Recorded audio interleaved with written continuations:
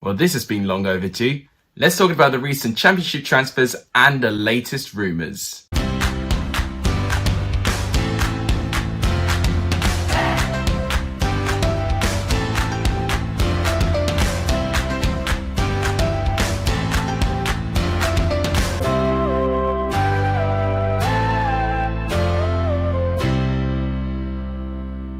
What's up everyone, welcome back to a brand new video on the channel. Today it is another episode of the transfer show. Because of Euro 2020, I've not been able to do too many transfer shows, but I promised myself that I would do a transfer show today. And I tell you what, there's a lot to catch up on at the moment. I might miss out some transfers, so if I do forgive me. Let me know in the comments down below if I have missed anyone out. If you guys are always here, please make sure to give this video a like, it does tremendously help. Please subscribe if you're new, it does really help the channel. And please share this channel to as many people as you can, it does really help. We're so close to 600 subscribers, and we'd be terribly appreciative if we could reach that as soon as we can. But without any further ado, let's go through the long list of people I've not talked about being signed for the championship. We'll talk about the two teams that recently got promoted out of the championship, Watford. They have recently signed Emmanuel Dennis from COLLAB Bruges, who is a centre forward on a fee of £3.6 million. I mean, in terms of statistics, he's only made 9 appearances last season and scoring 2 goals. So I don't know how I feel about Watford making that signing at the moment, but he's still relatively a young player, only 23 years old, so he can have a lot to offer. But if he's an injury problem, then maybe it might be a waste of a time for Watford. I've not been too sure about their transfer policies so far. Norwich continuously trying to find their Emiliano Buendia replacement. They may have found it in Milo Rashia. Now, there was a lot of bitter Aston Villa fans when I did see the news that I did notice, because he was heavily linked with Aston Villa in the last year of the transfer window.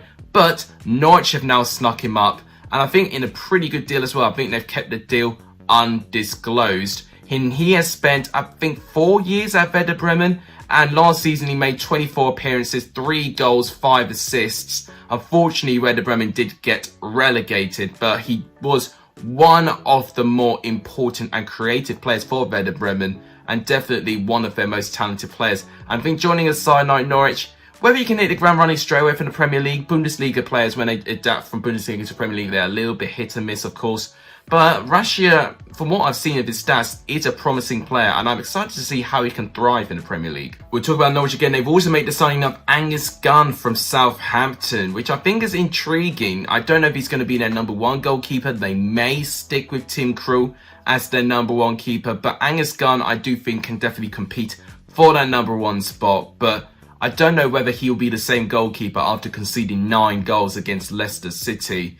But I know Gunn has got some potential. He spent a little bit of the season with Stoke, of course, and now obviously back at Southampton. He's now moved to Norwich, where he may get some Premier League football, or he may be the second choice goalkeeper. And I think more likely he'll be the second choice goalkeeper. Cardiff City have managed to complete a free transfer from Ryan Wintle from Crewe Alexandra. Now, I'm quite excited about that signing, I'm not going to lie. For a defensive midfielder, he's got 2 goals and 2 assists, and he's been pretty good in that Crewe Alexandra squad for me, who have really overperformed in League One last season.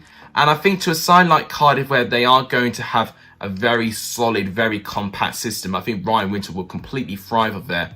And finally, we've got Birmingham making a couple of deals. One of them being Ryan Woods. I definitely saw the teaser on Twitter and I got it immediately. It was going to be Ryan Woods. He has now moved from Stoke to Birmingham, where for me, he was fantastic at Brentford, but since then, when he's moved to Stoke and Millwall as well, not really been the same player. He had promising moments with Millwall, but for me, still not the same player he was at Brentford. I hope for Birmingham's sake that they can get him at his best, because at his best, I think Ryan Woods can be a fantastic championship player and an important asset for Birmingham for next season. Coventry has sold their goalkeeper Marco Marossi. He's left Coventry to join Shrewsbury Town. I think that's interesting for the fact that Marossi did play quite a fair bit as the number 1 goalkeeper for Coventry in that season. It could be that Coventry are going to be sticking to Ben Wilson in goal. In fact, that might be the more likely scenario that they're going to go with. Nathan Collins has left Stoke City to join Burnley for a deal on £12.6 million. One of the biggest transfers so far. Very young potential player, and One, for me, he has not really had too much to show for himself for Stoke City, if I'm going to be honest with you. And for me, with Stoke, if they're going to get rid of their defensive players, they need to find some suitable replacements. However, Stoke did complete the deal of Ben Wilmot from Watford, 21 years of age, for a deal of £1.58 million. So Ben Wilmot looks like he's going to step in the place of Nathan Collins there.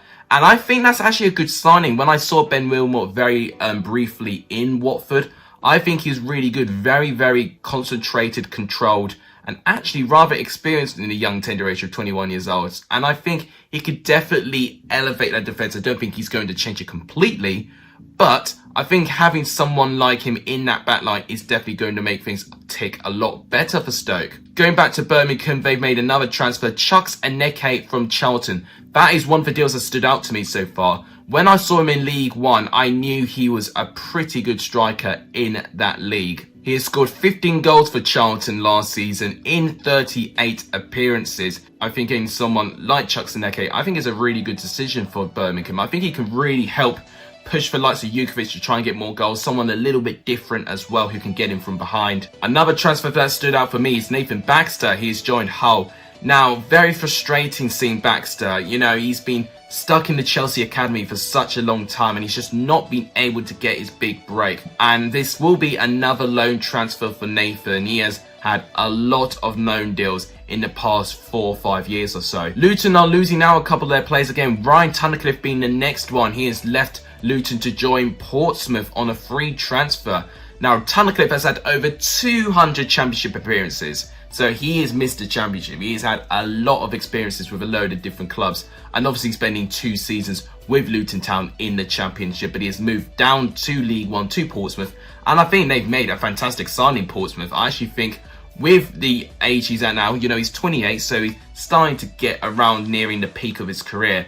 I think Portsmouth may have snatched him at the right time and he could really transform that midfield. One signing which I think will get Benjamin Bloom excited is Macaulay Bonne. Now, he's left Queen's Park Rangers to join Ipswich on a loan transfer. Ipswich have also made the signing of Raheem Harper from West Brom as well.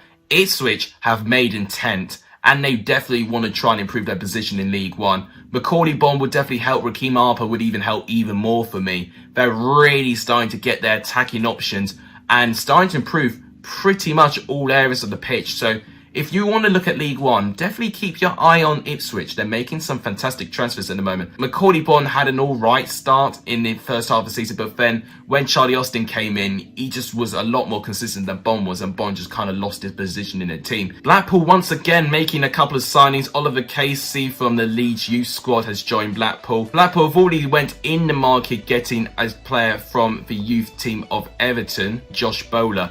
But they managed to get another one in Callum Connolly, which I think is interesting. He's a defensive midfielder more typically, but I think he can shift in between. One signing that involves a player for me I want to talk about is Carlos Mendes Gomez. Now, he's not joined Blackpool yet, but he will join Blackpool. And I'm excited to see how Mendes Gomez is going to thrive with Blackpool. He was the second top goal scorer of League 2 last season with Morecambe and was a very, very good player in terms of getting their promotion with 15 goals and 3 assists. He will be a fantastic player when eventually he'll join Blackpool. And the final transfer is going to involve a managerial transfer. Valérien Ismaël has joined West Brom. Finally, the consultations, the deals have all been agreed, and I think it's a blow for Barnsley more than anything because now they've lost out on a manager which I think has transformed their team. But if you're a West Brom fan, I think you should be very, very happy because I'm not only giving him praise for how much he's transformed that Barnsley team, but also just the style of football as well. It's not like he's turned Barnsley into a team that will just hit a team on the break. He actually gets Barnsley to press. High energy, high intensity. It's a nightmare to play against Barnsley under Ismaël. And I think it'll be the same with West Brom under Ismaël as well. So I'm really, really excited to see how West Brom are going to react in terms of Ismaël coming in charge of West Brom. But I'm more concerned with Barnsley. They've now lost their manager, and who on earth are they going to get? These are the current odds for the next Barnsley manager. And look who is in the lead. Marcus Schopp. I won't lie, I've never heard of him. Apparently he's a manager in Austria, so this will be probably a similar managerial appointment when they got Gerhard Struber in, a bit of an unknown quantity. Hannes Wolf is a second favourite, which I'm pretty sure he's the interim manager of Bayer Leverkusen. I don't know if he's going to approach Barnsley, but if he wants a permanent job and they can offer a good contract, I don't know, maybe you can tempt him. Alex Neil's also linked. Now this one I could see happening if Barnsley can really belt up a good deal for Neil and a good identity. Wilder I don't see happening. Darren Moore I don't really see happening. I think he'll stay with Sheffield Wednesday. I don't think there's any reason why Barnsley should go for Darren Moore, to be honest with you. But that's all the confirmed transfers. If I've missed anyone out, please do let me know in the comments down below, which then I'll talk about them in the next transfer show. Without any further ado, let's go on with some rumours. So one rumour is on Sammy Ameobi. Now I do see why, because his contract is going to expire in the next 2 days on the 30th of June. Now Birmingham are entering a race with Middlesbrough to try and get Ameobi in. I mean, tell you what, if Birmingham could get Ameobi in, it will definitely show a signal of intent for Birmingham that they really want to improve their positioning on the table. He was all right, but I wouldn't say he had an incredible season with Nottingham Forest. I definitely think at the start of the season I thought he was all right, but then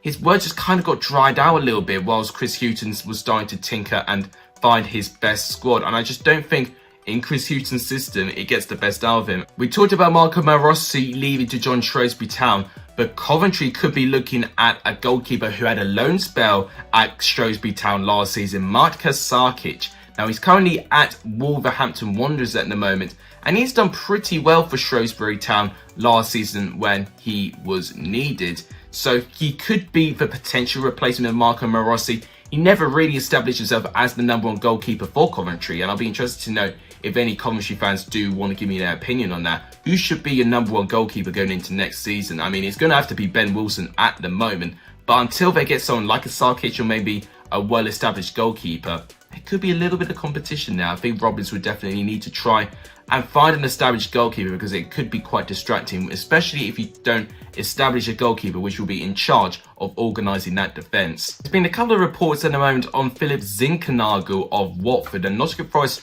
are a little bit interested in signing Zinckernagel. Nottingham Forest fans, let me know what you think if you get Zinckernagel. When I saw him in the Championship last season with Watford, I actually feel he was actually a fantastic player, to be honest with you. When I did see him play, a very versatile player. I felt sorry for him because I felt his positions were completely tinkered within the two managers, but Munoz definitely put him as a more advanced midfielder / winger player, which I think was his better position rather than Ivic trying to push him a little bit further back. But the fact he can play in the right hand side, he can definitely be a suitable replacement of Sammy Ameobi, which I've previously discussed in the rumours that he could be joining Birmingham and Middlesbrough, hence with his contract running out. So Zinckernagel for me, I think is actually going to be a very good replacement if Nottingham Forest can pull it off. I almost completely talked about Cardiff signing of Mark McGuinness from Arsenal. It's definitely something I've not talked about, but Cardiff are also linked with a player who's definitely been featured in Euro 2020, Vizar Misiliu, the North Macedonian defender. For me, I thought he's actually been alright. I've seen him play a couple of times with North Macedonia, and for me, he's not been at any fault in any of North Macedonia's goals for what I know. And actually, in terms of his shaping, I actually think he's a good defender in that field. It'll be interesting to see the dynamic, to see him mix around in terms of that whole back line for Cardiff. Genoa and also Real Betis are interested in signing as well. So Cardiff got some stiff competition, but if they could pull it off and Mick McCarthy could definitely organise a brilliant deal, then this will be quite a coup for Cardiff City. Another rumour is on Mo Isa. Now, it's based on Huddersfield. Huddersfield have been very busy in this transfer window, and another deal I forgot to talk about was, of course, a Chelsea player, Levi Colwill, which someone who I think will definitely relish with Huddersfield. I'm really excited to see actually how he goes on with Huddersfield Town. I think this is the right move for him in the right time as well. Definitely a very regular player in the under-18 side, so he'll definitely get a load of features around in Huddersfield Town, and I really hope they utilise him properly. But we're going to go back to the rumours Mo Isa. Now, Peterborough, they're going to be bombarded with offers and deals for Mo Isa. Huddersfield being one of them, MK Dons being another one as well. And they've also got interest with Johnson Clark-Harris as well being thrown at them as well. But it would be quite a risk for me to get Isa at this stage. He's only scored 2 goals in League One last season, so definitely not as prolific as he was. A very strong rumour right now is Bristol City with Rob Atkinson. He is a centre-back from Oxford United, and they made a bid reportedly around £1.4 million for Atkinson. I don't know if that's confirmed. I don't know if Oxford have let him go with that value. We don't know that yet. But it's clear that Bristol City want to get some centre-backs, and I think him and one other centre-back is the two prime targets that Nigel Pearson is going for. And I think it's not a bad shout to get Atkinson in. He was supposed to be Rob Dickey's replacement for Oxford United, of course, when Queen's Park Rangers signed him from the last window.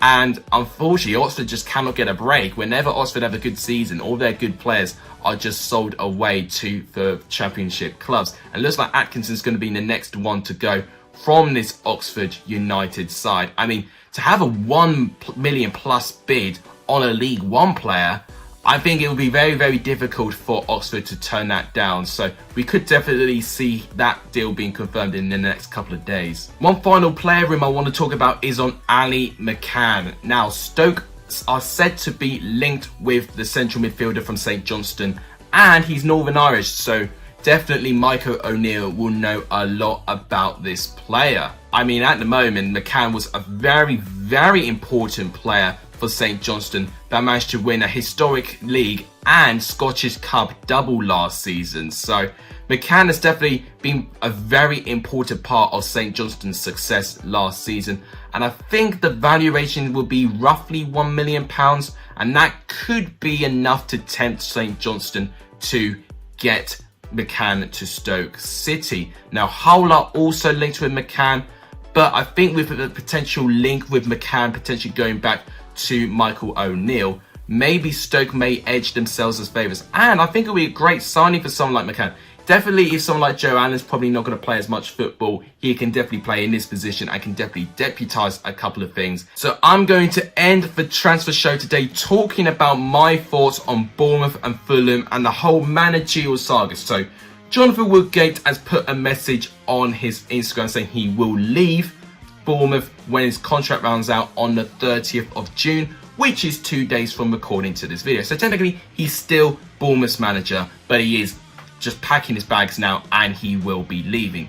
Now, I think what's going to happen is that Scott Parker, who has pretty much confirmed that he will be Bournemouth's manager in the next day or 2 days, he will join pretty much, I think, on the 30th of June, you know, right on the day when Woodgate's contract has run out.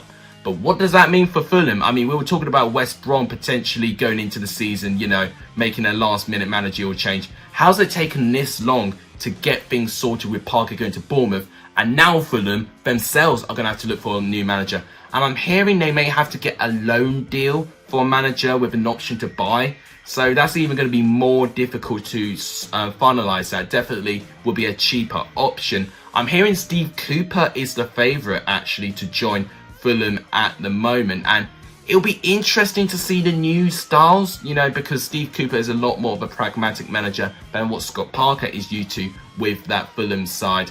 So it's going to be an interesting clash of styles, but he's definitely a capable manager in the Championship and should make for interesting competition. But then what happens to Swansea? Who do they get? So we could see an entire managerial roundabout in the next couple of days, which I'm all there for. I'm really excited to see what's going to happen. But that's going to wrap it up for the transfer show today.